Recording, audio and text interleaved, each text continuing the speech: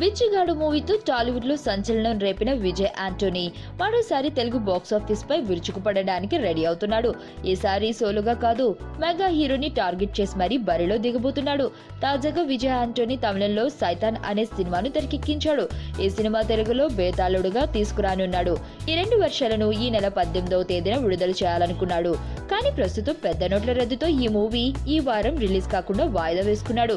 ఈ సినిమాను డిసెంబర్ 2వ తేదీన విడుదల చేయాలని నిర్ణయించుకున్నాడనేది తాజా సమాచారం.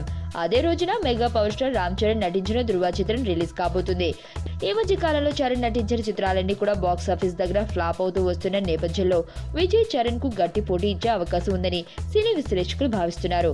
కానీ తాజాగా ఫిలిం సర్కిల్ లో వినిపిస్తున్న వార్తల ప్రకారం ధృవ చిత్రం జనవరిలో రిలీజ్ చేయాలని నిర్మాత అల్లు అరవింద్ ప్లాన్ చేశాడని, అందుకే విజయ్ బేతాళుడు చిత్రాన్ని డిసెంబర్ 2న రిలీజ్ చేయడానికి నిర్ణయం తీసుకున్నాడని అంటున్నారు. మరి ధృవ పోస్ట్ పోన్ అవుతుందా లేదా అనేది చూడాలి.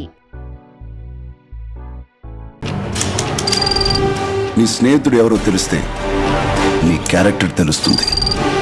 నీ శత్రువు ఎవరో తెలిస్తే నీ కెపాసిటీ తెలుస్తుంది.